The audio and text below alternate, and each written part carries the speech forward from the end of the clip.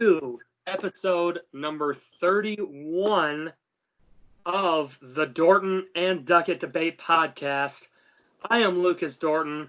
I am with Nicholas Duckett. Mr. Duckett, how are we doing? Or should I call you Mariano Duckett with your pitching performance lately? I do it. I did have that one save this year. I'll take it. I won't not take that nickname. Or would you prefer Nicholas Rivera? That one's kind of cool. Either one. I'll take either. Okay. I'll take either. Sure. You got that nasty cutter that just breaks bats? Yeah, I wish. I got that 42. See what I did there? 42 mile an hour changeup that just wrecks. It's an ephus. It's that Zach Greinke ephus pitch. Yes. Minus another 20 miles an hour. Oh man, that's awesome. So there's not. Obviously, we didn't have an episode last week. I was in North Carolina for a wedding, so I was not here. Load managing again, huh? You know what? We're getting to the tail end of sports playoff races, so I got to make sure I'm at my best. So when the playoffs come around, I can just do it. I don't have to worry about it. I see how it is, Kawhi. Yeah, well, I got to do what I got to do to be at my peak performance. What can I say? No, I hear you. I've had my load management days. I hear you. I'm sure you're feeling nice and refreshed now because of it. Oh yeah.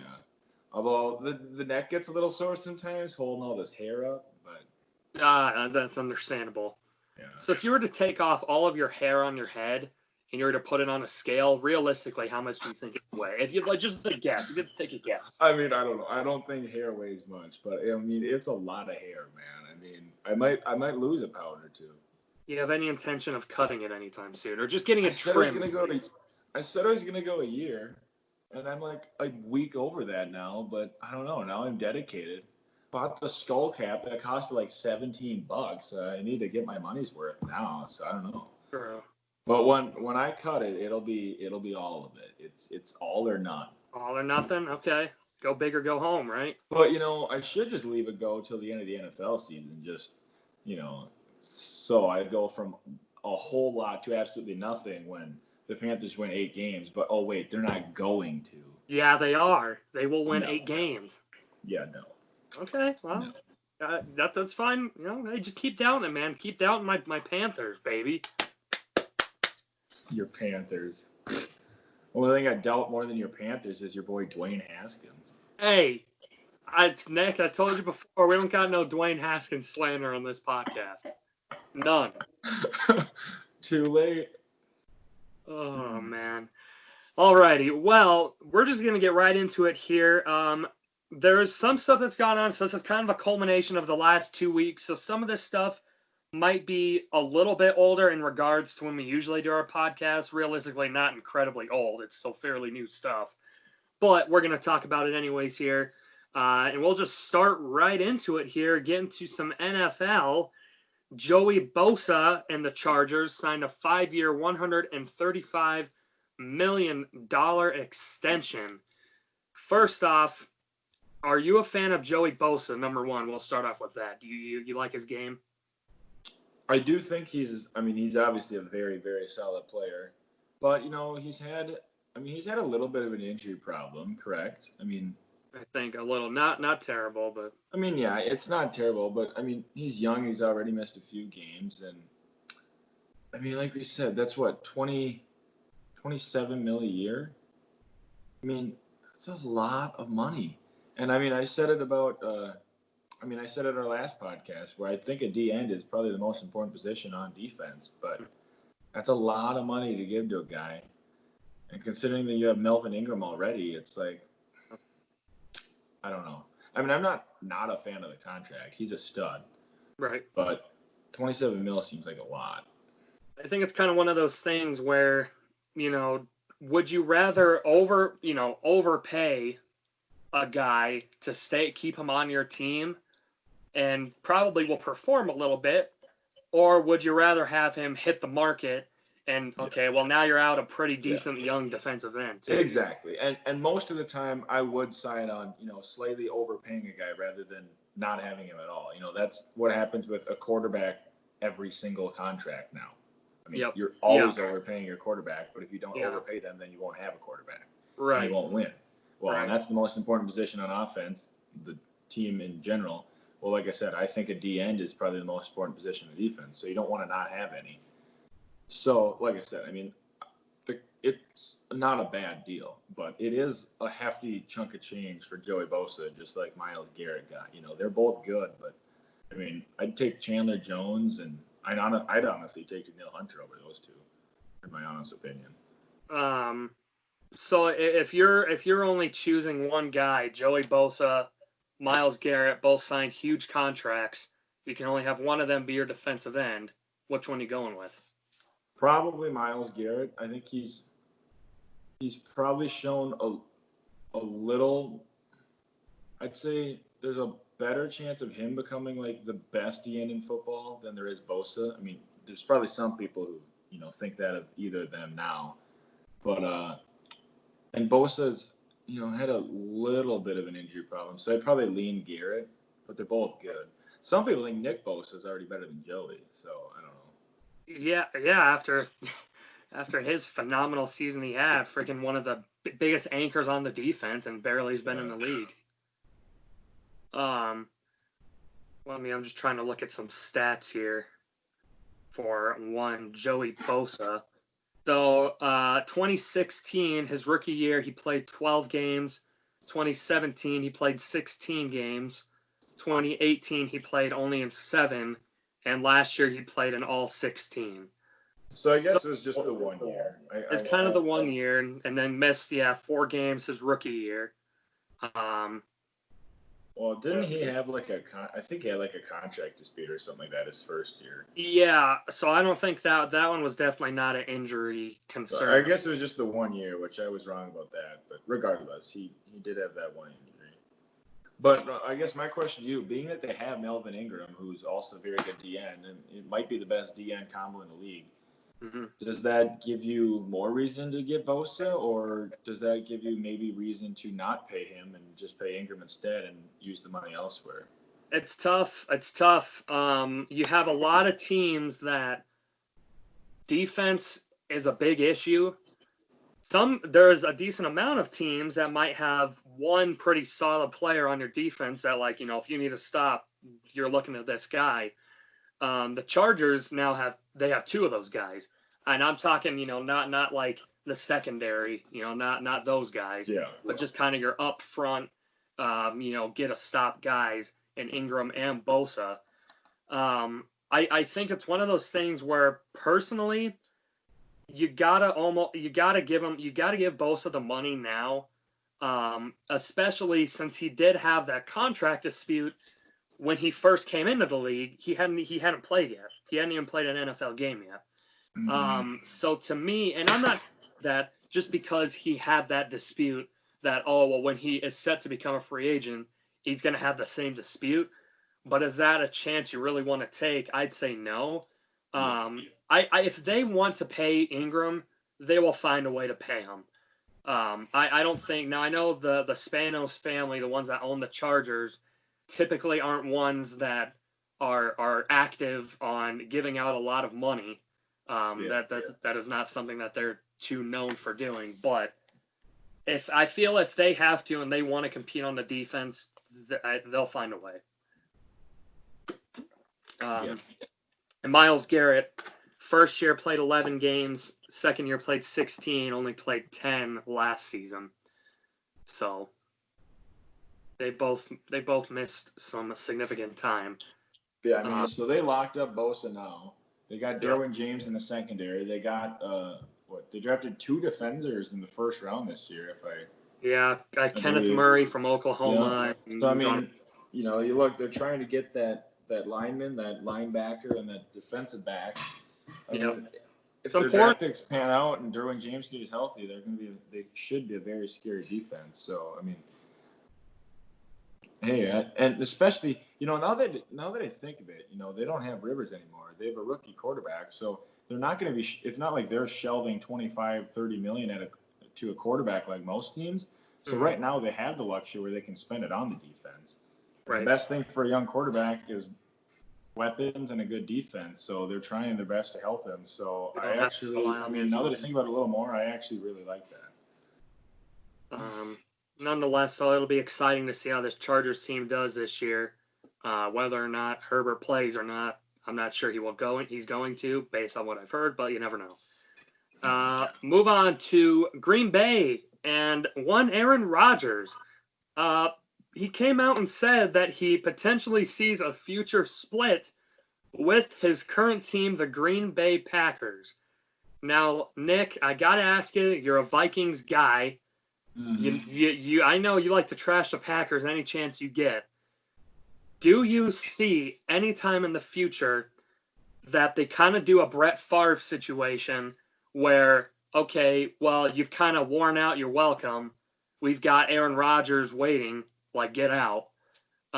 Or do you think they kind of ride it out and keep going as long as they can? I definitely see a departure.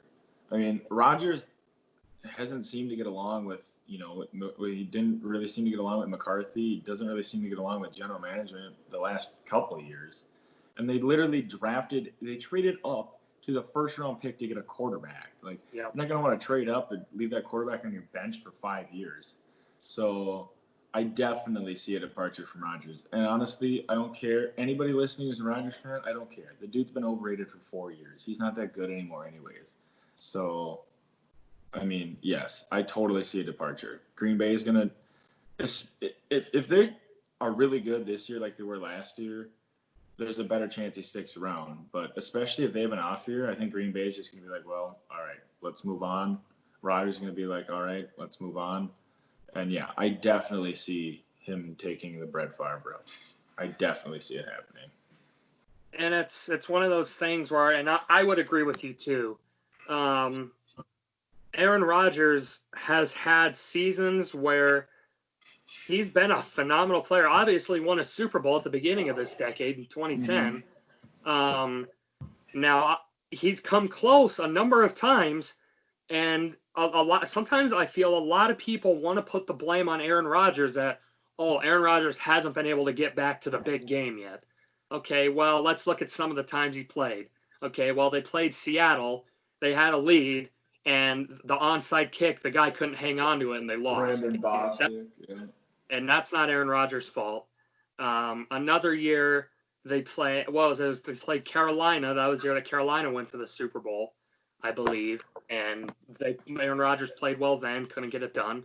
I believe they lost to the Cardinals, and then the Cardinals. To the Cardinals, not Carolina. And then the Panthers beat the Cardinals, but the Cardinals were really solid that year too. They were hot. There was that immaculate run that Larry Fitzgerald had to get them down to the 5-yard line. That's not on Aaron Rodgers. And you get the Niners last year, and they lost to the Falcons like 3 or 4 years ago. So they've lost like 3 or 4 straight NFC Championship games, and the Vikings have lost like 5 in a row. So I don't think it's one of those things where it's on Aaron Rodgers. I mean, he the San Francisco game, the defense was awful for the Packers. Absolutely terrible. You can't put that on Rodgers. A lot of times have the Packers said, okay, we're down 20, give us a comeback so we can win. Well, most of the time he's been able to come up, but you can't ask him to do that every single time. Every once in a while, I'm sure it'd be nice to have a defense to help you out a little bit. There's no question that, Brady's had better teams than Rodgers, around him. But if Rodgers is as good as all these people say, he would have made more than one Super Bowl. I don't think it's on him though. I don't think it's on the reason why he hasn't made it. He's not playing defense. No, he can't. Brady's never brought a bad defense to this. He can't stop Mostert from running for 800 yards against him. I mean, he's not putting him at middle linebacker. He's also the luxury to throw to Devontae Adams and Donald Driver and Greg Jennings and Jordy Nelson. You want to be Tom Brady throwing to what the heck? Julian Edelman. But come on, Tom Brady. Let's get literally, I can't even think of the other wide receivers he's had to throw to the last 4 years. Well, let's see. Yeah, Edelman. I mean, Amendola at one point. He was the pass. I got to Edelman and I stopped. Not to mention one Rob Gronkowski. I mean, come on. Regardless, I'm just saying, yes, obviously Brady's had better teams. But if Rodgers is as good as everybody acts like he is, they'd have more success than he does. Yes, he doesn't play defense. He's had a top 10 defense like twice, and they made the Super Bowl one time. But guess what? Everybody acted like the defense was so good this year. Then they get to San Fran, and the defense sucked. But guess what? So did the offense. The offense could not score in either game against San Fran. They got run out of the window. But what was the score of that game? A lot to a little. Okay, let me look here. Green Bay Packers. Let's go to this Wikipedia page because that's always a reliable source. I don't know. This may take a little bit longer. Okay, let's see. So they lost to the 49ers 37-20. Okay. Yeah, I don't think you can put that on Rodgers. You want to ask him to get 35, 40 a game? Lost let's see, what year is this then? This was 2016. Lost the Falcons in the conference championship. The defense gave up 44 points. Maybe Rodgers should have scored 44 if he's so good. Oh, God. Get out of here. I'm just saying, people act like he's the best thing to ever walk on a football field, and he's not. Well, I mean, obviously, you got to put up the points. And this is not the Vikings fan in me. This is the guy who's actually seen him play many times and realizes he's great, but he's not as great as people say he is. Not to mention, I don't ever want to go personal, but he seems very egotistical, and as a quarterback, you need to be a leader, not a dude who just wants it all for himself and isn't going to listen to anybody. Yeah, well, I mean, let's look last year then. They kind of told Aaron Rodgers that we're going to be running the ball a lot more, which they did. Aaron Rodgers said, okay, let's run the ball a lot more. Well, look where they put him, back in the NFC Conference Championship game. Yes, they got absolutely ruined. Yeah, and 2 or 3 years ago, they had Aaron Jones, who they obviously still have now, but they had Aaron Jones, who every time he would catch a ball, he'd get a first down. But Aaron Rodgers wouldn't throw it to him even when he's wide open. He literally has a running back 5 yards from him, wide open for a check down, and he'll throw it 50 yards downfield to try to get a pass interference like he always did. He's just no. The dude, all he relied on was the Hail Marys and the deep throws, which he was so great at. But guess what? 4 years ago, he wasn't good at that anymore, and he doesn't know how to hit a check down to save his life. So he's not good he's not that good anymore. I would take him. I would still take him. Yeah, over a lot of guys, not over Mahomes, Jackson, Brady, Breeze. I think I would put him over. For me, Jackson has got to show me more with his arm. Well, okay, Jackson might be a question. Got to show me more with his arm. Jackson might be a question. Maybe you can make in a playoff game, anyways. Jackson might be a question mark. Right. But Mahomes, no, I wouldn't take him over Mahomes. Regardless, there was a day you wouldn't take anybody over Rodgers, except in my case, I'd take Brady. Nowadays, I would take a lot of quarterbacks over Rodgers in a playoff game. A lot. Like who? Just off the top of your head, who all would Wilson. Okay, I'll give you that. Mahomes. I'm not huge on Breeze anymore either, but probably still Breeze. That's a question mark, though. Okay. Brady, I know Brady's declined, but I'm a Brady guy. I still trust him in the fourth quarter.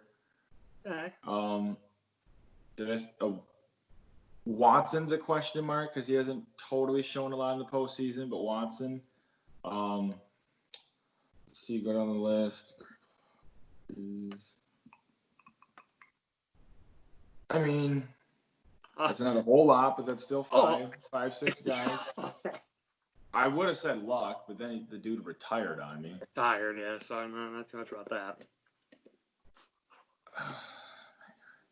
There's 5 or 6 guys I'd definitely take over him. It used to be 1. People still act like he's so good, and he's not.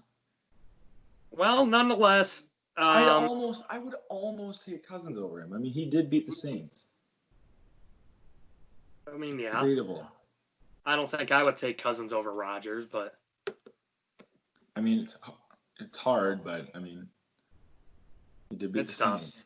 Nonetheless, I think we both agree Aaron Rodgers is probably going to be leaving the Packers on his own will because it sounds like Jordan Love's on his way to pushing him out. Yes, we both think so. And just to point out, I didn't come on here to try to bash Rodgers. I'm just saying people act like he's the greatest thing ever, and he's not. And my argument for that was probably pretty weak, but I did not prepare myself to argue about why I don't think Aaron Rodgers is very good tonight, because I didn't think we were going to go down that road. But anyway, the dude's great. He's one of the all-time greats, but he is not anywhere close to Brady, and I wouldn't even put him in Manning level. I don't know. He's regular season-wise, maybe, yes, but postseason. I think right now, if I'm choosing Brady or Rodgers, I think I'm choosing Rodgers. Just for the fact that although he hasn't, as of these last few years, I feel he still can, well, at least better than Brady, and that is running around and scrambling. This is the first time I maybe debate it with Brady, because the dude's like 72. I mean, Brady's actually like, how old is he now? 40, 43, 44, something like that. Yeah, I mean, the dude's getting up there. I'm the biggest Brady guy I'll ever find. I'd still probably take Brady, but this is the first year, like the first time ever I'd actually think about it. But anyways, move on from that. Antonio Brown currently is not on an NFL team yet. He was suspended 8 games. Now, obviously, this is if he is to sign with a team, he will have to miss the first 8 games. It was kind of similar to the Kareem Hunt situation, that whatever team he went to, he was going to be missing some games. That obviously ended up being Cleveland. Right. If you are an NFL team, obviously, I am not going to sign Antonio Brown. Maybe at the very least for league minimum, the very most for league minimum. Even then, I don't think I want him on my team right now. But Antonio Brown, we've got an extremely flattering angle of Mr. Doetkott there, folks. I had to go grab a Mountain Dew out of the refrigerator. I'm parched, Dorton. I'm parched. Anyways, if you are an NFL team, and let's say you are in dire need of wide receiving help, is Antonio Brown somebody that you want to sign, knowing A, what he brings to the table as far as his diva that has been shown this last year, and B, you're only going to be getting him for half of a season? If you are desperate at wide receiver, do you sign him? Well, I think pretty much the only reason you'd even be looking at signing Antonio Brown is for the postseason anyways. Like, you just think, we're a team, we're really good, but maybe we just need that one more weapon. Let's just take a flyer on this guy. So I don't think the 8-game suspension is really something you'd worry about. It is kind of funny, though, how the dude retires and then gets an 8-game suspension. But I'm a guy which maybe, a lot of times in football it doesn't work out, but I'm a guy who's willing to give somebody second, third, fourth, fifth chances. I really am. And I'm not sure I would want Antonio Brown on my football team, but he seems to have straightened up a little bit since, the beginning of last season. Mm-hmm. It depends. Like, with this 8-game suspension, like, would he still be able to, he'd still be able to, practice and everything, right? I think he can. Sometimes it depends. I think sometimes make stipulations to where you can't even be at the facility. I don't know the specifics. It kind of depends. Like, if, for instance, you could sign the guy, and, it depends what he'd sign for. Like, if you could get him really cheap and just be like, in the 8 weeks where he's suspended, if it looks like he's straightened up and he could really help your football team and he's in shape, then you're like, all right, we just keep this guy. If not, you just get rid of him, It's not like he's going to be this big distraction when he's not even playing, Fair. So, I'd be willing to take a flyer for him if I think I really needed a wide receiver. I would. I know, the dude's had all sorts of chances and he just keeps screwing up. So I totally understand anybody who doesn't want it.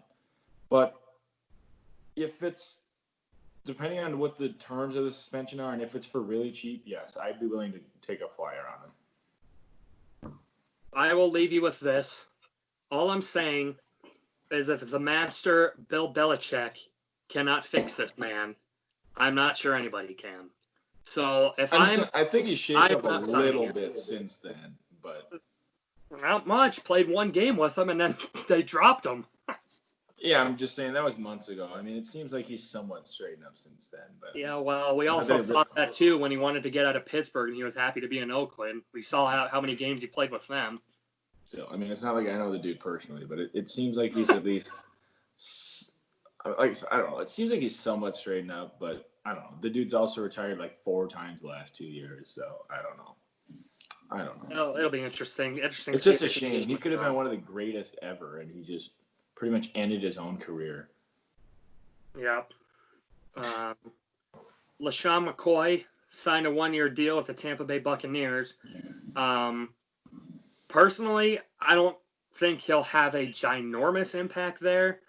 But a veteran, a guy that has had plenty of success on a team that has, obviously Tom Brady, Rob Gronkowski. Mm-hmm. But besides that, fairly younger guys, and you have a guy like LaShawn McCoy who's been around, that'll be nice to have another I do really like this move. I mean, it's not like it's going to greatly impact him because, let's face it, LaShawn McCoy was on the Chiefs last year, and I'm pretty sure he wasn't even on the Super Bowl roster because he's just, he's not that good anymore. He's old. But that being said, the Buccaneers don't have great running backs. They do have, I think, a better running back, tandem than most think. But they don't really – I mean, I don't know if I can even barely name them right now. I mean, I think they got Peyton Barber, right, and like a Goon Bawale or whatever. Yeah. But they're clearly weak in the running back department. But I'm thinking Tom Brady's going to at least somewhat want to do in Tampa what he did in New England, right? The pass game. And then the Patriots didn't even necessarily run the ball much, but – they use the running backs. They'd use like 3 different running backs, and they just move the ball via the pass. They'd get 3 or 4 yards via James White pass all the time, and then you just use a running back to run up the gut every once in a while just to keep the clock moving, just to keep things different, right? So LaShawn McCoy's, in his whole career, he's always been a good pass catcher, right? So if you can just come in a few times, catch some passes, move the clock, and then I do think veteran presences are really important. I really do. In college especially, but in the NFL, I do think it matters a little bit too. If LaShawn McCoy can teach these younger running backs anything, that's a positive, right? And it's not like you're giving LaShawn McCoy much money. So I do really like the move. Is it going to mean a lot?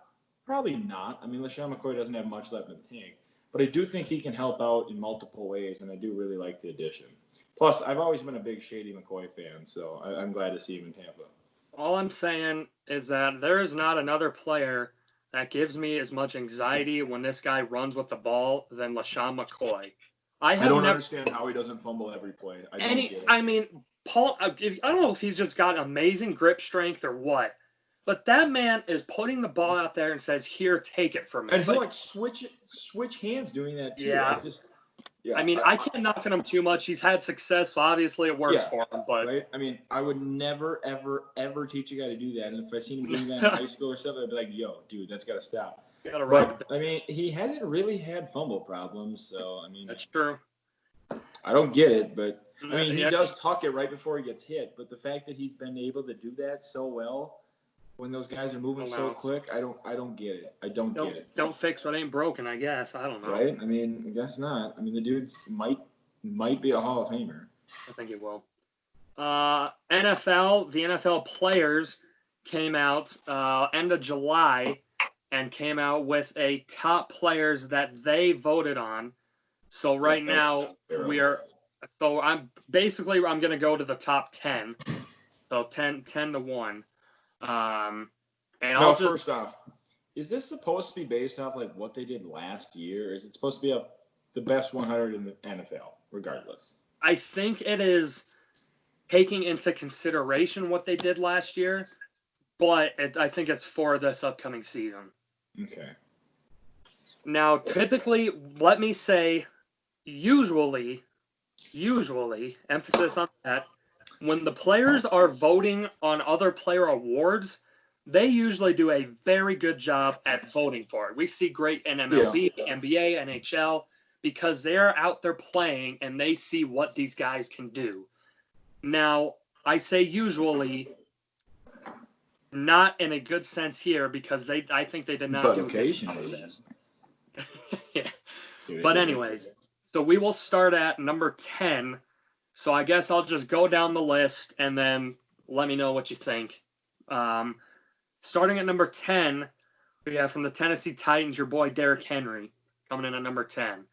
Number 9, if you have stuff to say after it, go ahead. No, I don't have the list in front of me, and I don't remember exactly what 10 through 1 was. So it's hard to debate it before knowing who was there. Yep. So just go. Number 9, we have the corner from the Patriots, Stephon Gilmore. Yeah, he's definitely top 10.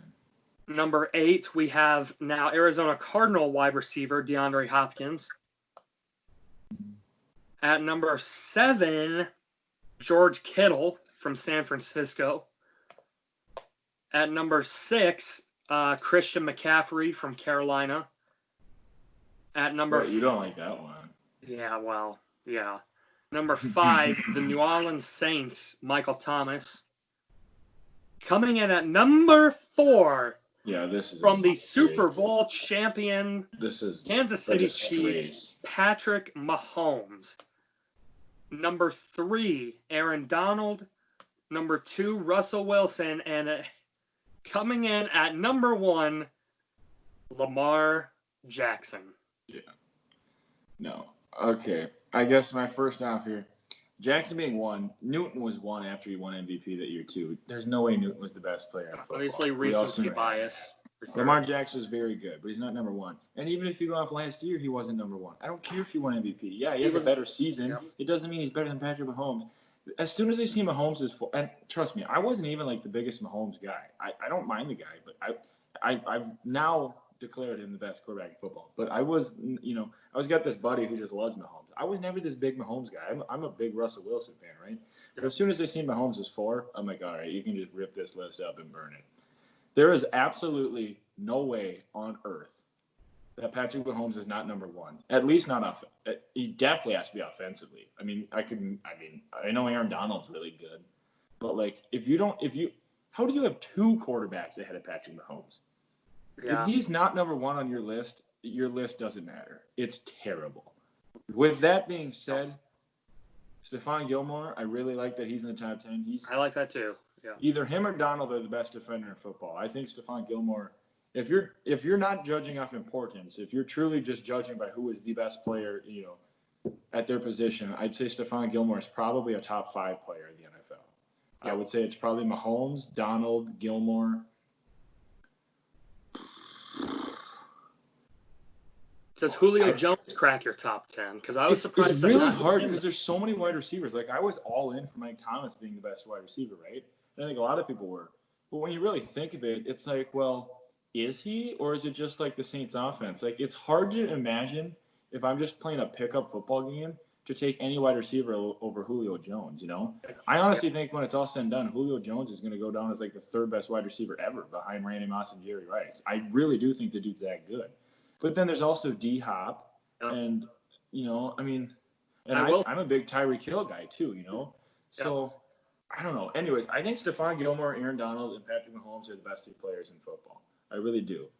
To be honest, I've never been that big of a Donald guy, and I haven't seen him play much. And it's just he's a defensive tackle, so in my opinion, he's just not quite as important as some of these guys. But if you're judging off pure skill, yeah, he's clearly up there. The dude's dominant. But Jackson at 1, I don't like.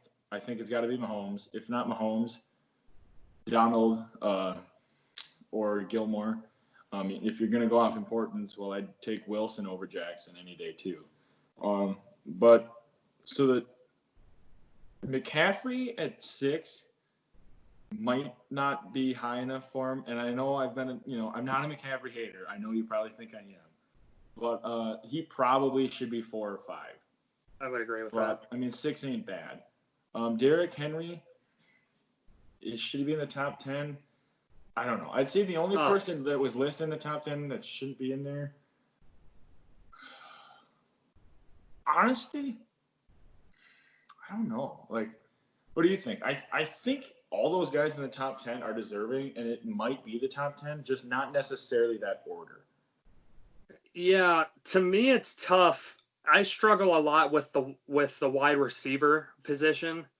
That just because, okay, well, you put Michael Thomas, DeAndre Hopkins in there. Really? Okay, like I said, and I think kind of how you agree, I think Julio Jones is the best receiver in football.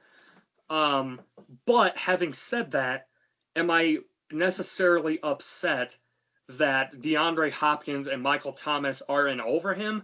I'm not, because you could really make a strong argument that either one of those three guys, and Tyreek Hill. I was gonna say I also think Tyreek Hill, because that dude can change a Yep. game in 10 seconds. He can. I think one of those guys, it's hard to put one above the other because I don't think it is as blatant as Mahomes is, probably to a lot of people the best quarterback. But, you ask 100 different people who the best wide receiver in football is, you might not get 25 that are all going to say the same guy. Honestly, yeah. I mean, yeah. It's right. And it's tough. It's tough. Another one too. George Kittle, a tight end. I was literally just going to ask you that. Now, one, I do think I would take Kittle over Kelsey, given an option. However, Kelsey's offensive stats are always better. Kelsey's, and last year they were. But Kittle, I think, is a very, very, very good blocker, and he does a lot of other things too. It's not saying Kelsey isn't. But so, I mean, I think I would probably take Kittle over Kelsey. And Kittle's a stud. And I don't know how you cannot not like George Kittle. Oh, but is he top 10? And is he what did they put him at? 7, 8? Put him at 7. I'm not sure he's 7. I mean, like the first 4 games last year, he barely even did anything. So I mean, I don't know. He's really good, and I love me some George Kittle. I don't know if I'd quite put him that high though. I think for me, it's either between Kittle and Kelsey. I think one of them is deserving of being in the top 10. I'm not necessarily sold on which one is. There's one guy that should be in the top 10 that isn't, is the guy who Tyler Reed. I doubt he'll watch, but he'd like me for saying this. Chandler Jones. The dude is disrespected every year. He leads the league in sacks like every year, and nobody talks about it. Chandler Jones should be in the top 10. He's a stud. What about your boy Danielle Hunter? He's been getting some disrespect lately. Well, I try not to say it because people are just going to think it's the Viking in me. But trust me, that dude is an absolute animal. I think he's top 50. I think he's 15, 16, 17 for sure. I'm pretty sure Dalvin Cook was the highest ranked Viking on there. It should have been Danielle Hunter. And by the way, Eric Kendricks was like in the 80s or something. Eric Kendricks was like a top 30 player. All I'm saying is if you have a list that Ryan Fitzpatrick is not number 1 on, it's no list I want to see. Right. Was there any Dolphins in the top 100? To be honest, sure, Howard was. I just looked at the top 10. Howard, maybe Devontae Parker had a great year last year, so I could see him being in the higher. Howard's probably a top 30, top 40. Yeah, I'd probably agree with that. Anyways, it'll be interesting. It'll be interesting to see how this season plays out if we have a season, and maybe Lamar Jackson prove us wrong. I definitely think there's going to be a season. I really do. Let's just face it. The NFL is so big in America. It's so big. It's going to happen. I don't think college football is going to, though. At least not in the fall. I don't think so either. The only good part about that is Rashad Bateman opted out, who's literally the best I've ever had. And I absolutely love me some Rashad Bateman. And that was devastating when I heard that. But now it might not matter anyways because he might not have a season. So. And about that, I know we weren't planning about talking that, but I love me some Rashad Bateman, right? He's this Georgia kid who turned down SEC schools to go to Minnesota, and he's so good. And I've always backed up these athletes. Like, no, I'm totally fine with them being one and done. I don't even think they should have to go to college. If you're a kid who can go professional, why should you not be able to? And I'm going to sound like a hypocrite, but with that being said, I was a little mad when he decided to just opt out instead of play. I mean, I'm not going to lie. I was a little mad and disappointed. I think they should be able to go earlier than that. But if you have to stay your 3 years, I'd kind of like to see you at least play your third year. Yeah. But with that being said, I've always backed him, and I mean, I'm sure he's doing it for solid reasons. Right. I was a little. He's doing it to screw Nick. I was a little disappointed. Not gonna lie, but it's probably not gonna matter anymore anyway. So. Yep. MLB. So we'll get into some MLB action now. Yeah, I want to talk some MLB. I mean, we barely even got to talk about it on our podcast. Yep. MLB summer. On a big rant about the Twins, though. Ladies and gentlemen, the Colorado Rockies.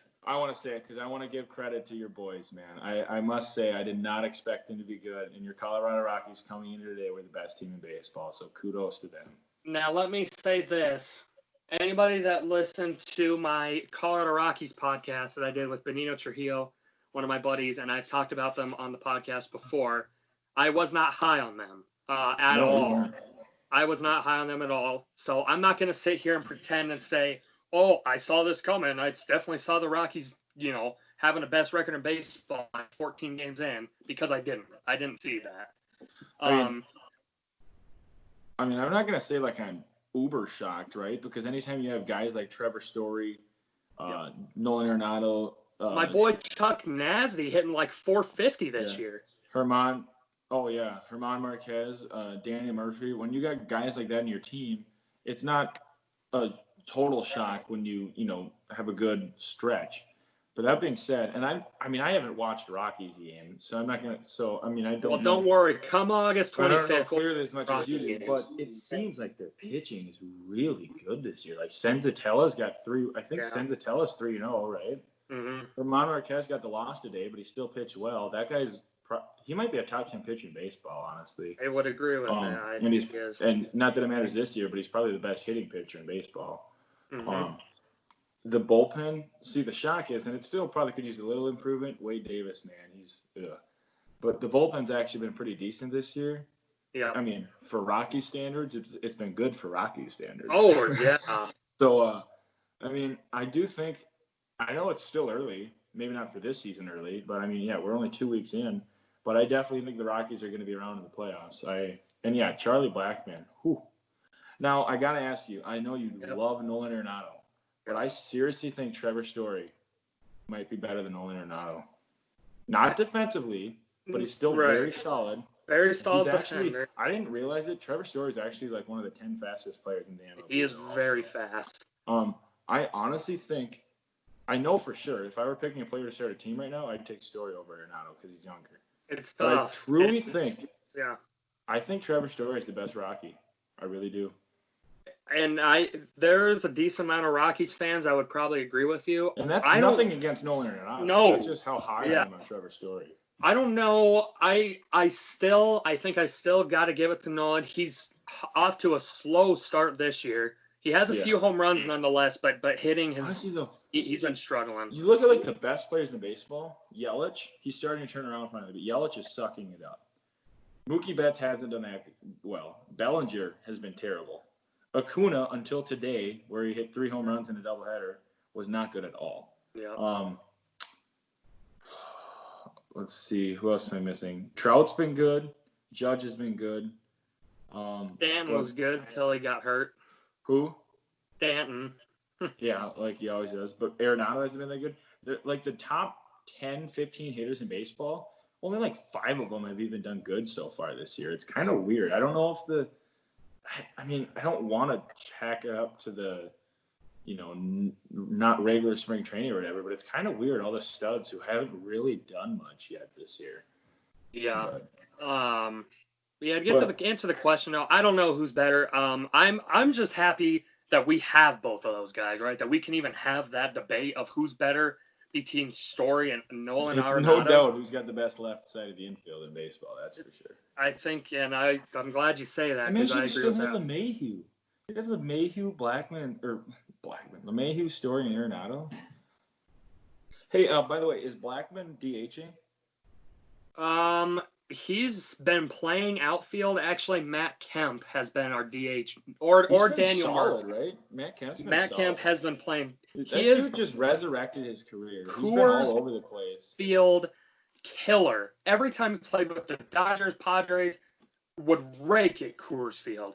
I'm happy he's on our team. He's doing that now. I guess I was a little down on the Rockies before, just because we had the Brian Shaws, the Jake McGee's. Well, both of those guys are gone. Bring in Daniel Bard, who is one of the best success stories in all of baseball. And if you don't like that story, you don't have a pulse. But, I mean, I'm really pleased with how he's been playing. I'm not sure. I think our starting pitching could hold up. Freeland has really turned it around this year. He has been pitching well. And John Gray, who sometimes gets forgotten about, is also Marquez can beat anybody on any given day. Yeah. And with the expanded playoff teams this year, which, by the way, is so stupid, but with that, the Rockies, let's face it, they could suck the rest of the year. They'd have to really suck at this point not to make the playoffs. I mean, they're going to make the playoffs, I think. And with Marquez, who can win your game at any given day, they got a shot. I'm excited. No, I'm excited to see how the I season want to goes. talk about my team. Yeah. I don't think I was being biased by saying this. When they were 10-2, I know they hadn't beat anybody real great yet, but they swept the Cardinals in 2. They beat the You got to Yankees beat the 3 of teams 1. you play against. They beat the White Sox 2 of 3. 3 in a row against the Pirates. This team was 10-2. I thought they were probably the second best team in baseball behind the Yankees. They've lost 4 games in a row to the Pirates, Royals, and Royals. It's unfathomable how that team has gone from 10-2 with the second best run differential in baseball to 10-6. They have irritated me so much recently. It's terrible. Their next 4 series are Brewers, Royals, Brewers, Royals. They literally go Royals, Brewers, Royals, Brewers, Royals. So they still have a bunch of easy games to turn this around. But it's so frustrating. They went from 10-2 to 10-6. This team, they're still scoring a decent amount of runs because they're getting timely hitting and hitting a lot of home runs. Yeah. But their average is terrible. Nelson Cruz is hitting lights out, like always, as a freaking 82-year-old. And Marwin Gonzalez is batting like 318. Everybody else on the team's sucking. Mitch Garver, who I literally said was the best. Please tell Mitch Garver to pick it up for my fantasy team? He hasn't done nothing. Thank God you didn't draft him, because if I were drafting for myself, I would have drafted him like every league. I literally said he was the best catch in baseball, and now I look like a fool. He's batting 97. And Miguel Sano, dude, I think I'd have more confidence in myself getting a base hit right now than Miguel Sano. I'm not incredibly kidding when I'm saying that. That dude has the worst approach I've maybe ever seen out of a major league hitter. What's his approach? Swing hard at everything, even if it hits the dirt. Got the Javi Baez approach there. I'll never understand. Miguel Sano, as a rookie, was brilliant. He would lay off those, typical power hitters. They'll throw low and away, right? Honestly, you should throw low and away to everybody. But to these power hitters, they just throw low and away, right? Sano would lay off it. He'd work the count. He'd get the full count. He had, like, the best approach I've ever seen out of a rookie, right? And now he's got, like, the worst approach of anybody. It's terrible. He hasn't hit a single all year. He's at like 3 home runs and 2 doubles. Like, I just don't get it. With that being said, the Twins, I think, are better competitors this year than last year. Because if healthy, come playoff time, Barrios hasn't been that solid yet. But you got Barrios. And Kenta Maeda and Rich Hill are way better pitchers than most people think. Especially Rich Hill. Rich Hill is better as a 40-year-old than he was maybe ever. Rich Hill is solid. And then I don't even really trust Odorizzi that much, but Randy Dobnak, we'll see. It's still early, but Randy Dobnak's literally got like a 0.6 ERA and a 4.9 Uber rating. So the Twins come playoff time, and their bullpen is probably top 4 or 5 in baseball. With that being said, they're struggling right now, but they're going to be all right. They're going to win the division. The Tigers somehow are winning games, but they're not going to stick around. The Royals aren't good except their bullpen. The Indians and White Sox keep beating each other up. And the Indians are the best pitching team. The Indians' starting pitching is absolutely unbelievable, but they can't hit to save their lives. So the Twins are going to make the playoffs. Rockies are going to make the playoffs. Unfortunately, I don't think they're going to win the division because you still got the Dodgers you got to go through. But I'm Miami Marlins. I'm loving the baseball season back, man. Yeah, the Marlins, man, they're like 7-2. Okay, but the Cardinals series just got canceled against the Tigers or whoever. They've literally played 5 games. Yeah. As of like Thursday, they're gonna have 5 games played. Some teams are gonna have like 19. What's going to happen? The Cardinals aren't even. They're gonna get like 30 games in. Yeah. What are they gonna do? Play like a ton of double headers, triple like 4-inning quadruple headers. Some MLB The Show stuff going on here. At this point, you should just be like, "Well, Cardinals, sorry, you're done." Like, they played 5 games. Yeah, I don't know. And everyone's saying, "Well, let's do a bubble for MLB." Well, you can't really do that. MLB, it's hard to do a bubble for because it's not like NHL, NBA, where every single rink and every single court is the same regulation. It is all across the board. Baseball is not. Well, and that's the thing, and I think And that's there's so probably many players too. I think that's probably why they didn't do the bubble. And to me, I didn't really care too much. But coming back and thinking of it, and honestly, this whole COVID thing, I don't want to get into it. But I mean, I don't think is as serious as everybody says. Anyways, with that being said, looking back at the NBA and the NHL and how they haven't had like any problems in their bubble, if you're not going to have fans anyways, I don't really see the point of traveling from stadium to stadium. Well, it's the field dimensions thing comes into play, yes. And where you play. But if you're not going to have fans anyways, then why even go through that problem? Just play at the spring training facilities. Yeah, I don't know. It's so many players. It's so many more players than NHL and NBA has on a roster. I mean, there's so many different guys. You just kind of have to hope that they're accountable enough. Obviously, so far, trying to or not, that has not been the case. Mm-hmm. I just seen the Indians sent home Zach Plesac because he was partying with his friends and, screwed that up. By the way, Zach Plesac, I know I just mentioned it, but Zach Plesac, Aaron Savali, they're studs. Shane Bieber, that Indians rotation is so good. Imagine if they still had Trevor Bauer. By the way, you drafted Zach Plesac for me. Thank you. The dude's been a stud. And I seen that today. I'm like, wow, thanks, Zach Plesac. Now I don't have you fantasy. One more thing. So, Judge has 8 home runs already. Castellanos has like 7. Some guys are just tearing it up. But Fernando Tatis Jr. has 8 home runs. You get to see the guy a lot. I don't get to see him. How good is he? Like, if you were ranking shortstops right now, where's Story and where's Tatis Jr.? Call me biased if you want. I think I'm still putting Story number 1. I would probably agree with you. I think Tatis, I'm not as big on Lindor as he is, so I would put Story 1. Story's 1, Lindor and Tatis. I'm not a ginormous Javi Baez fan. I think the guy... Defensively, the dude's a magician. Defensively, he is a wizard, and I will give that to him. Offensively, he is like Miguel Sano, but lucky because he swings at a lot of bad pitches and sometimes can get away with it a lot more than Rosario's the same way. My boy is Xander Bogaerts. I think I'd take Xander Bogaerts over anybody except Trevor Story. But the way Fernando Tatis Jr. is playing, he's good. Lord, yeah. Defensively, I mean, he can run the bases. Dude, he can hit. I must say, the NL West, man, I was wrong. I thought the Diamondbacks were going to be good. You did too. They're terrible. They're terrible. Bumgarner's ERA is above 9. Yeah, the Padres, I thought the hype was not legit.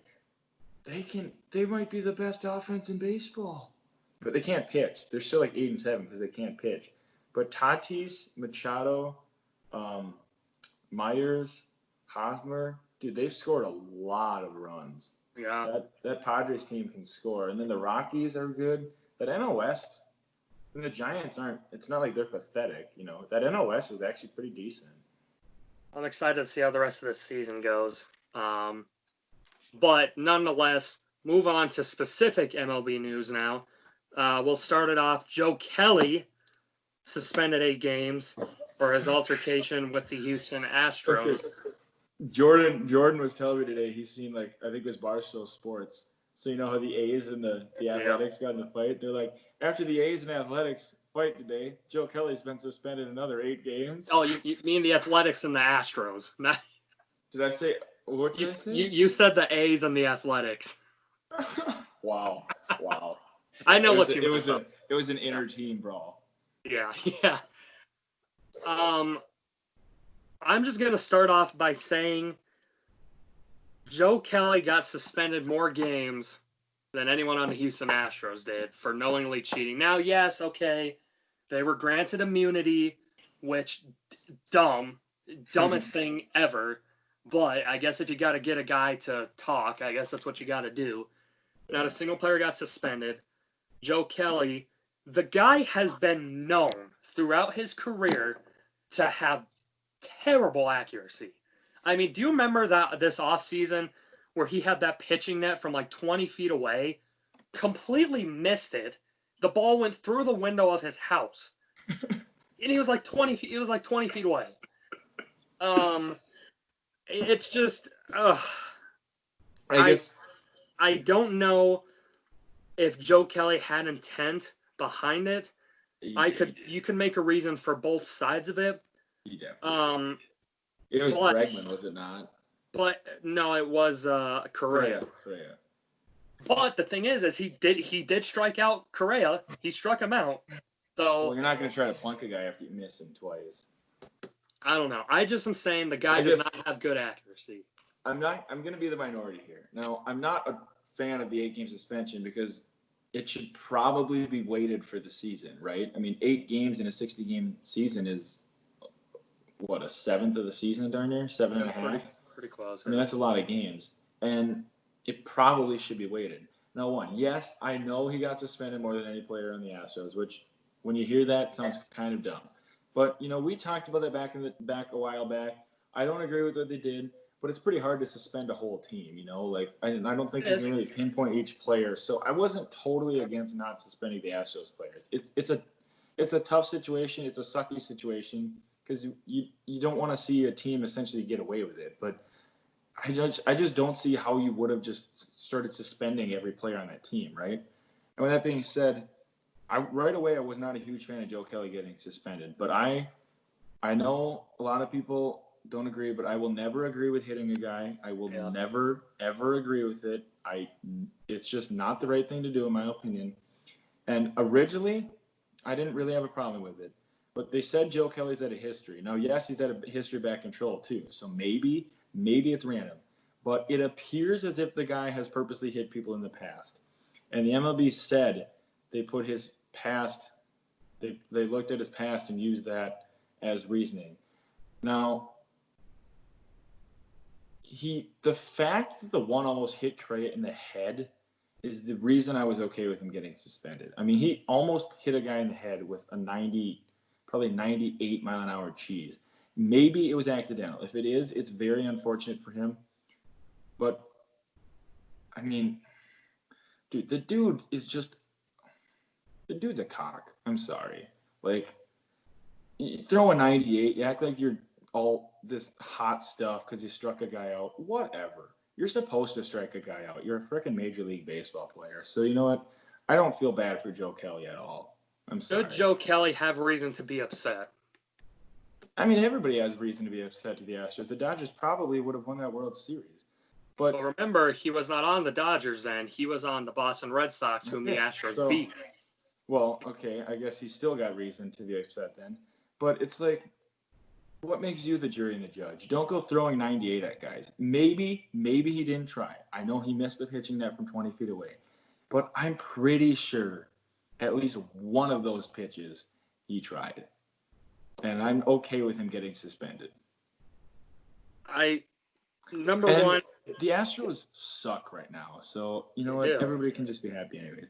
And they're Altuve, Springer, Correa, and Bregman are all just terrible right now, especially Altuve. And they just lost Verlander. So the team, it's pretty hard for them not to make the playoffs with the new format, but honestly, they might not even make the playoffs. So everybody just don't worry about it. The Astros are not going anywhere this year. I'm still kicking them while they're down. That's just, I don't, I get it, okay? If the guy was had the pinpoint accuracy of freaking Max Scherzer, and then all of a sudden he's hucking 198 at the head, okay, yeah, I think there's pretty cause to think that it was probably on purpose. Could there be intent behind it? Possibly, and I think you have good reason to believe that.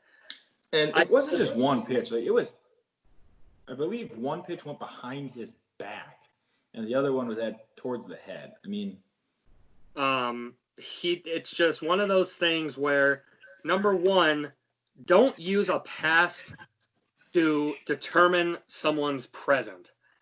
And you even yourself, Mr. Duckett, has said that you will give people 2, 3, 4, 5, 6 chances. If you are Commissioner Manfred and you're looking at this, are you going to say, okay, well, because he had that brawl with the Yankees when he was part of the Red Sox a few years back, we're going to use that and to purge him today. I mean, do not like fair to me. people. I do not like people judging people off people's past because people can change. But if the reasoning was because of his past, that's the reason they think it's likely it was on purpose. I can understand the reasoning behind that because if you don't think he purposely tried to hit him or almost hit him, then there's no reason to suspend him. But if because of his past you think that gives you legitimate reason enough to think this was intentional, I understand the reasoning behind that. You're just, and that's why I'm okay with it. Like I said, it looks bad. He gets suspended 8 games, and the Astros players don't get suspended at all. But the fact he almost hit Carlos Correa in the head kind of concerns me. I don't care what you did. Nobody should get hit in the head by a 98-mile-an-hour fastball. He almost did. So if I remember correctly, I'm pretty sure he almost got hit in the head. I don't know. Well, I wasn't watching the game. What about the pitcher in the Astros-A's game today that plunked Laureano that in the back that started it? I mean, if Joe Kelly got suspended was that at the beginning of the game? For not hitting someone, Was this that guy got the first inning? I can't. I'm not. I don't remember. I haven't really read much up on that. I just kind of seen the brawl quickly. I mean, maybe it was accidental, but he drilled him with a fastball, so probably not. But if you're the Astros player, what the heck are you doing hitting somebody else? Like, you just assume they're going to start something, so you do it first or something? I don't know. So, yeah, I mean, if they think at all that was intentional, then yes, that guy should get suspended too. But Ramon Laureano, I'm pretty sure, started charging everybody too. That's a no-no. I don't care what somebody does to you. You don't start brawls on the baseball field. Nonetheless, let us know what you think. Let us know on Twitter what you think about this. If the Houston pitcher doesn't get suspended, there's going to be a lot of upset people. So, who was it? Guys, I don't even know. I didn't recognize the name when I saw it. I don't even know. Did that happen today or yesterday? I've had baseball games last night and this evening, so I haven't been able to check it much. A's Laureano charges Astros dugout starts brawl. I'm gonna go look when it happened. Investigative research. Oh, so it was the third time Laureano got hit by a pitch in the 3-game series. This one by Humberto Castellanos with 1 out in the 7th and pointed at the rookie right-hander.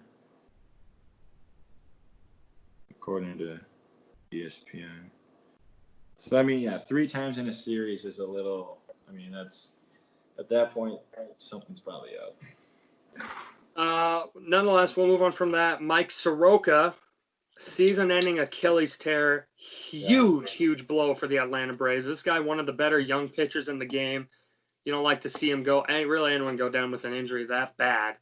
Achilles injuries are one of those things where you don't know if the guy's going to come back the same. You really don't. It's just it's a super serious injury, and you just never know. Probably better than an elbow injury for a pitcher's case or anything with the arm. Yeah, it's a very serious injury. Achilles that's what Durant got, right? Achilles is probably worse than an ACL, so it's hard to come back from. But Soroka and Verlander. Verlander thinks he might come back.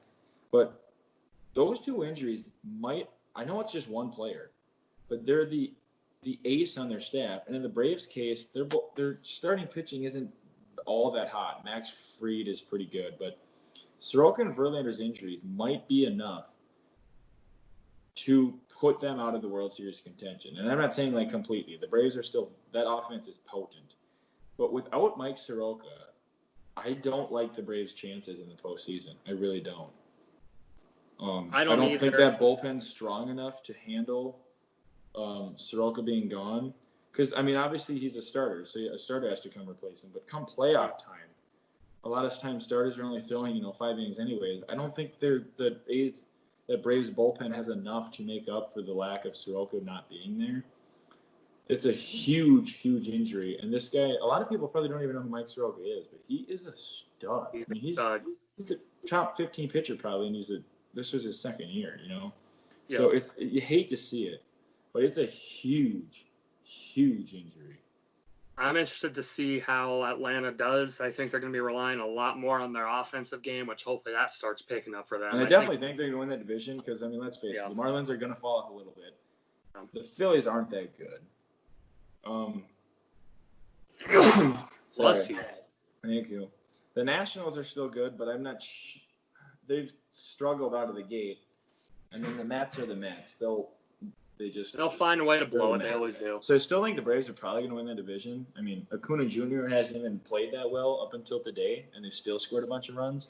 So they'll be fine. At least I think they'll win the division. But like I said, come playoff time, I just don't trust them against, especially the Dodgers without Soroka. I picked the Braves to be my World Series champion. A huge reason of that was Mike Soroka. And Sam had them in the World Series. I don't know. We'll have to and see. I had them in the NLCS. So speaking of the New York Mets, Yoenis Cespedes, most New York Mets thing to happen, opts out of the season. The dude who finally played for the first time in like 2.5 seasons. Yeah. And who was on every single fantasy team I had, by the way. Played a few games and decided to opt out. So, and he wasn't doing all that bad. Like, I mean, he wasn't hitting a very good average, but he wasn't doing. I mean, he was doing all right. If you're a Mets fan, I'm probably a little PO'd. If I'm a teammate, I'm probably a little PO'd, just because this guy has barely played, comes back, is going to commit, and then just up and leaves. Not a great look. He didn't even tell anybody. He just left his hotel room. It was just MIA. Yeah. They actually called security at the hotel. I heard to check up on it. It's a wacky situation. It's something that you certainly do not see too often. Glad that it was just this, because nobody knew where he was for the longest time. Was thinking something bad happened. Right. Good thing it was called security. Good thing it was not that. Opts out of the season. Not a great look for Cespedes, considering he really hasn't played much with the New York Mets. Right. He might not even play a game again. Fun health there. I guess you can't go against that. And then 7-inning doubleheaders will be coming with the amount of COVID that's going around the league. They got to find a way to speed some things up. Well, folks, let's do a good old classic high school baseball 7-inning doubleheaders coming here. I can see you're a huge fan of that. I'll give the MLB a very slight pass, being that this COVID just screwed everything up. I mean, like I said, the Cardinals played 5 games. But, I mean, come on. It's only 2 innings. And you know how stupid a 7-inning game in the major leagues are? A lot of these, like some teams have aces like Shane Bieber that can go 9 any given night. But a lot of these aces, if they only have to pitch 7 innings, they're just going to shut you down. I think Trevor Bauer threw a 7-inning complete game, one of the doubleheaders. You throw Shane Bieber, Jacob deGrom, Garrett Cole out there, they're just going to throw 7 innings, 1 earned run, and beat you 2-1. Yeah. Every time. Every time. The bullpen's like, if you got a good starter on the mound, you don't even need a bullpen for a 7-inning game. I don't like it at all. I really don't like it. I don't like anything the MLB's done the last 2 years besides making the DH and the NL this year. It's the only thing I like. Yeah, but, like I said, I give them a very slight pass given the circumstances, but I understand why they are doing it. I hope this is not a future thing that they want to implement. Knowing Rob Manfred, I will not be surprised if it is. I don't know if there's anybody in the world that is worse at their job than Rob Manfred is as an MLB. Yeah, I can't think of someone. You know the McDonald's worker who screws your order up literally every time? Probably better at what they do than Rob Manfred. Or the guy that's supposed to fix the ice cream machine at McDonald's but never does. Or that Lucas Dorton guy who commentates every once in a while. Yeah, that Nick Duckett guy. Just an amazing guy. I have nothing bad to say about him at all. Thank you. I appreciate it. Yeah, no problem, pal. Oh, and that whole extra thing, start a guy at second, so dumb. Yep. And there's still games going, like the A's and the Astros went to like 12 innings the other day anyways. So, which, by the way, I see both. If I were, like, first of all, I'm okay that bunting doesn't happen much anymore because mathematics will tell you it's not the smartest thing. And bunting to second should, like, never happen unless the pitcher's up. Bunting to third, though, I am all for. So, like, given these extra inning games, I would sacrifice that guy to third every time to start the game, right? All you need is a sac fly them to put him in. Well, I noticed the A's and the Astros the other day, both of them sacrificed the guy to third to start the inning. So you got a guy at third with 1 out, right? Both of them failed to score then because they had, like, strikeouts and pop-outs, right? So then the 11th, 12th, and I think they went like 13 or 14 innings. Every single time after that, they abandoned that tactic and said, oh, it didn't work once, so let's not sack bunt anymore. And of course, they didn't score till like the 14th inning or 13th inning. I'm like, you're a bunch of idiots. Well, that's all of our MLB news for right now. I'm sure more things will happen, the longer we go on in the week here. So stay tuned. One thing. Today, I think the Cubs have the best win percentage. I think the Rockies, now are second. And then there's like the Marlins in there because it was 7-3. The Twins and Yankees are still both 10-6, and the Dodgers. Who is the best team in baseball right now? Obviously, the Rockies. As of right now, like today. I mean, if you had not necessarily who's playing the best right now, but I mean, I think you somewhat factor in, how they're playing now and somewhat what you expect. I mean, who do you think the best team in baseball is right now? It's got to be the Dodgers. I mean, I know Mookie Betts has had a slow start, but it's got to be the Dodgers. And I believe they have the best run differential in baseball. I could be wrong. Would not be surprised if a lineup like that. I certainly hope so. Typically, score differential, basketball and run differential in baseball is a big determination of who's the best. I would agree. I still think the Yankees are going to be really dominant this year. But, yeah, I'd agree. The Cubs are probably playing the best of anybody right now. Cubs and Rockies. But I would agree. I think it's the Dodgers. Bellinger and Betts haven't even played all that well yet, and they're still doing good. So, NBA talk. Not a whole lot going on. Ben Simmons is out for probably the rest of the playoffs with a partial dislocation of his kneecap. Yeah, they're done. How much of a blow is this to the 76ers? They're done. They're done. If they can't win, I'm not a huge Ben Simmons guy, and we've had the Embiid Jokic talk. Embiid. Regardless of who's better, Embiid's a stud, Yeah, And he's clearly the best player of that team. And it's not like Ben Simmons is like this. I mean, I don't think he's even a top 20 player, but let's face it, you can't just lose Ben Simmons and still think you even have a shot at winning the finals. Like, just no.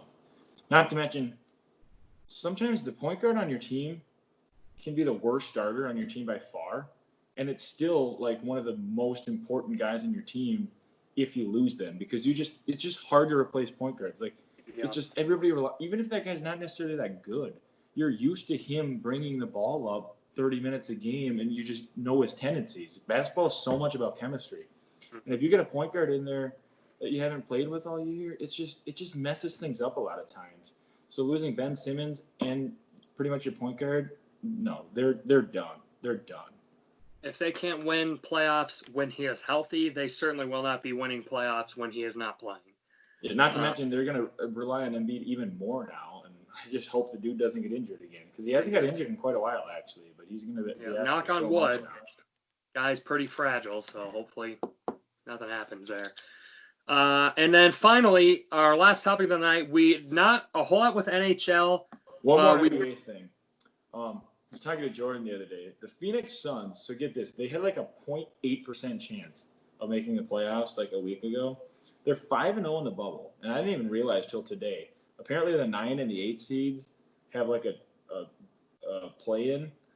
Yeah. Which I didn't even know. Like, the 8 seed has to win once, 9 seed has to win twice. So Phoenix Suns most likely are going to get an 8 or 9 and there's a good chance, and we'll have a play-in game to get in. They might make the playoffs after having like a 0.8% chance of getting in. And it's all because Devin Booker is an absolute animal. So I just wanted to give him some credit and the Suns. And I'm rooting for him. I like the Trailblazers too. But I would love to see it. And by the way, Draymond Green getting fined $50,000 for saying Devin Booker should be out of Phoenix is the dumbest thing I've ever seen. That is not tampering. It's not like he was trying to say Devin Booker come to Golden State. Now with the Warriors, you never know. But that was so dumb. That was so dumb. LeBron got fined for saying he really liked Anthony Davis's game for the same thing. By the way, I don't have a huge problem with it because I'm all about honesty. And the people who say, like, oh, we're going to win it all when you're an 8 seed and clearly aren't, it's kind of dumb anyways. But Kevin Durant is a Brooklyn Net, and the Nets are in the playoffs. And Kevin Durant literally just the other day predicted Bucks over Clippers in the finals. I'm like, dude, you play for the Nets, and they're in the playoffs right now. Mm-hmm. Like, come on, dude. Like, you don't got to be putting that out there, even if nobody thinks the Nets are going to go anywhere. But really, you're going to do that to your boys? Yeah, welcome to it, Kevin Durant. Final NBA topic where they came out with the finalists for the awards. So we'll go into that, make our predictions for that. Starting it off, NBA Most Valuable Player, the finalists Giannis Antetokounmpo, James Harden, and LeBron James. Who is your MVP? Now, first off, it's not going to be Harden. I'm a big Harden guy, but it's just not. It's going to be between Giannis and LeBron. I'm pretty sure Giannis is going to win. I think I would give it to Giannis. I mean, the Bucks were unbelievable this year, and so was Giannis. And I think his player efficiency rating, was number one in the NBA. But I mean, before this bubble, I mean, LeBron was very, very good this year, and he does lead the league in assists. So I would probably give it to Giannis. But I'm not kidding you, and he's the one guy I think I'd be totally okay with winning MVP that I'd be tempting to vote for is not even up for the final three. It's Luka Doncic. Yeah. That dude is an animal. In 2 years, he is going to be the best player in the NBA. He is so good. I'm not going to say I called it because I picked DeAndre Ayton to get Rookie of the Year last year, but I was pretty confident Luka Doncic was going to be a stud. I did not expect him to be this good. And the Mavericks, I think they're like a 6 or 7 seed. But let's face it, they can beat anybody on any given night because Luka Doncic is that good. He had like a 19 assist triple double the other day with like 36 points. Unbelievable. I honestly think he should maybe be the MVP. I'm not kidding. I agree. I would probably vote Giannis, but I could, and I think he's going to win. But I think LeBron's very deserving. I think Luka's very deserving. And I mean, James Harden's good. I don't think I'd give it to him over the other three, but I'd probably vote Giannis, and I think he'll win. But I'd be totally okay with LeBron, and I know Doncic can't win it, but I'd totally be okay with him too. I agree with everything you said. Obviously, I'm a huge LeBron guy. One of those things where is he probably deserving every single year? Well, yeah, but you can't give it to him. But I'd love for him to get one more because, he probably should have more than 4 or 5 anyways, and it would be really cool to see him get one as a Laker. And he hasn't won MVP in a long time, actually. But I do think it'll be Giannis. If Giannis is not on Milwaukee Bucks, they are not a good team. I think they'd be decent. They wouldn't be all that great, though. I don't even know if they're a playoff team. It might be close, but I don't know. I'm probably going to give it to Giannis. If they had to get used to playing without him, I think they'd be all right. But I would not be mad if LeBron won. I think he's also as deserving. I think Giannis will win, so I'll give him my vote. Rookie of the Year. I think this is an easy one. Finalists between Ja Morant, Zion Williamson, and Kendrick Nunn. I'm giving it to Ja Morant, mainly because Zion barely played. Kendrick Nunn was very good, but Ja Morant, I don't know. I'm not going to say the sole reason as to why Memphis is in a playoff position, but a ginormous reason why they are. Ja Morant should probably get every single vote. He probably won't because Zion will get some. And if Zion played the whole season, there's no doubt in my mind Zion should and would win, but he didn't. He didn't. So Ja Morant should get it, and he definitely will. He probably should get every vote, but I don't think he will. And Kendrick Nunn has played a great year, but let's face it, he's not Ja Morant. You got to throw a third guy in there. Besides the Luka and Trae year, though, the Rookie of the Year has kind of been boring the last 3 or 4 years. There just hasn't really been any real great rookies the last few years. Defensive Player of the Year. It's between Giannis Antetokounmpo, Anthony Davis, Rudy Gobert. I'm giving my vote to Anthony Davis. The guy is the Stifle Tower up for it every single year? I think so. I mean, deserving. He's a heck of a defender. I'm not a big fan of the Defensive Player of the Year. Not that I don't think it should be an award. It should, but it always just goes to the center because they get the blocks. You just look at statistics, and it's just they get blocks and rebounds. So it always goes to a center. It doesn't mean they're the best. It's just like the MVP always goes to a quarterback in the NFL.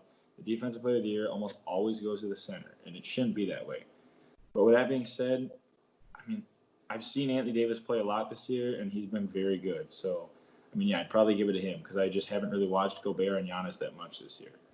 But, I'd probably give it to Anthony Davis. And I think he's set out this year. He said he wanted to get Defensive Player of the Year, and he's been very good. NBA sixth man, Montrezl Harrell from the Clippers, Dennis Schroeder from the Thunder, and the man who might as well get the award named after him, Lou Williams from the LA Clippers is also in the finalists. I think it would be funny if somebody called up the NBA and be like, yo, Lou Williams and Montrezl Harrell are both on the same team, so how can they both be the sixth man? Isn't one the seventh? But it's kind of funny how two of them are on the same team. But I would definitely give it to Montrezl Harrell. I think he's been far more efficient than Lou Williams this year. If his player efficiency, I think, was literally like top 15 this year, or at least 1 point, and the dude's an animal, so I'd definitely give it to him. I agree. I think Harrell's going to win it. Yeah, Lou Williams should probably pretty much just have the award named after him. It could have been the Jamal Crawford Award a few years ago, but now it's definitely the Montrezl Harrell one. Most improved player. We've got Bam Adebayo, Luka Doncic, and Brandon Ingram. Oh, he is up for it. I didn't even look who was up for that one. Bam Adebayo has really improved, and as has Ingram. But I don't know if Ingram had improved as much, where he did, but I think Ingram's was more so just he had more opportunities, right? I mean, not that he shouldn't get it for that reason, but he just, he shoots more now because he's the dude now. I mean, that's part of it. I think Bam Adebayo has clearly gotten way better from what he was last year than Ingram has. That being said, I don't know if Luka's going to win, and it's debatable if he should because he was already so great last year. Yeah. But, I mean, you heard what I just said about Luka. The dude's an absolute stud. So I would probably give it to him, but it almost feels wrong not giving it to Bam Adebayo, too, because the dude has improved so much. Didn't he win this? Not that it really matters, but didn't he win the skills competition? I could not tell you. I'm pretty sure he won the skills competition. I didn't know that Duke could even make a three-pointer. He's a tremendous – I mean, he could be up for Defensive Player of the Year. He's a tremendous defender. And the dude, I didn't think the dude could even make a layup, and the dude scores a decent amount of points per game now, too. He's probably the best player on the Heat. Well, Jimmy Butler probably. I was about to say, maybe not named Jimmy Butler. After Jimmy Butler. I am probably also going to give it to Bam. I think Brandon Ingram will be a close second. But do you know who I think should be in consideration? And who Luka Doncic basically said should be replacing him here? Devontae Graham. The man went from averaging 4 points a game to 18. Right. Yeah. I mean, granted, sure, Charlotte is not a very good team. I will say he was on my fantasy team, so I would know this. His shooting percentage is pretty not good. But, yeah, the dude was pretty much a G League to, 18 points a game. So, yeah, that's a good point there, too. This is the best year for NBA Comeback Player of the Year. They should have just extended, 6 people this year. Like I said, I personally kind of think Luke is deserving. But it doesn't even feel right that some of these people wouldn't get it. It's almost like, granted, I shouldn't even say this because it's so dumb, but it's almost like all of them should get it this year. They're just so good. There's just so many deserving this year. There is. Not to mention, he's not because he didn't do it long enough. But if Malik Beasley would have been a Timberwolf all year, he'd be up for it too. Maybe next year. Maybe next year he's winning that award. Dude's a stud, man. And then final award, NBA Coach of the Year. We have Mike Budenholzer from the Milwaukee Bucks, Nick Nurse from the Toronto Raptors, and my boy Billy Donovan from the Oklahoma City Thunder. Who are you giving it to? Of those three, I'd say Budenholzer because the Bucks were that good this year. It's almost not fair, but Nick Nurse, I think at this point almost gets the LeBron James treatment with MVP. The Raptors have been way better than what it seems like they should even be capable of for 5 years in a row now. And I know some years that was with Dwayne Casey, but it's at this point, it's dude, I expect that from you. And, most of the time the coach of the year just goes to somebody who you didn't really expect it from. But in my honest opinion, maybe I sound biased here, but I honestly think Frank Vogel should win it because this is his first year as the Lakers coach. I don't think anybody, they expect him to be good. They just got Anthony Davis, right? But I don't think anybody expected him to be this good. And I looked the other day. I'm pretty sure the Lakers are number 1 in the league in points against. I think they allow the least amount of, or I think they're second to the Bucks. I think the Raptors are 1, so that could be a case for Nick Nurse too. But I think the Lakers are second in the league in points per game allowed, after not being that great defensively last year. And I think that's a big part to do because of Frank Vogel. He's always been known as a defensive coach. And then coming in that first year, doing what he's done, I would give it to him. But he's not up for it. And I don't know why, to be honest. I am thinking I'm going to give my vote to Billy Donovan. Which it's good for him. Sorry to interrupt you, but it's good for him because I don't think a lot of people are too high on Billy Donovan. I think a lot of people probably wanted to see him gone a few years ago, and now he's up for Coach of the Year. So props to him. I think I'm going to give it to him. For me, I think it's between Billy Donovan and Nick Nurse, in my opinion. Nick Nurse, you lose Kawhi Leonard. Everybody thinks you're going to be trash. One of, if not the best team in NBA record-wise this year. Billy Donovan, not only do you lose Paul George, but you also lose Russell Westbrook.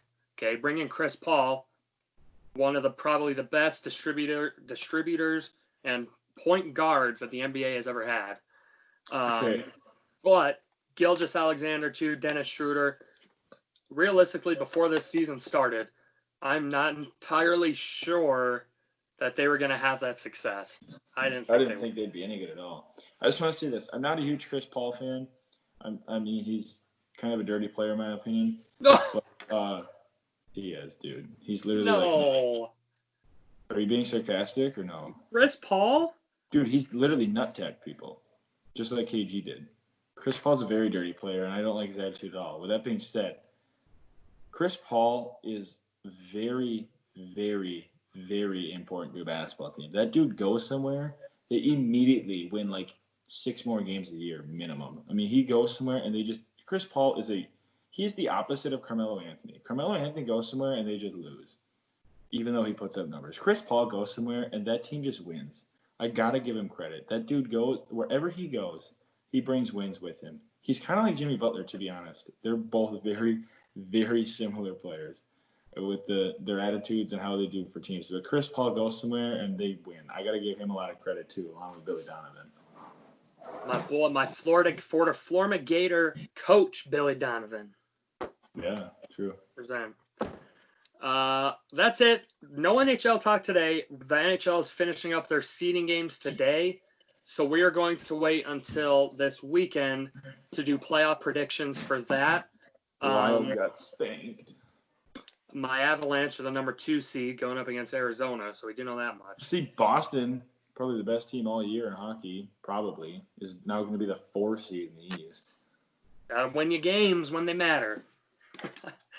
But not to totally ruin it, but my early prediction, I'm probably still leaning Boston in the East. So that's fair, yeah.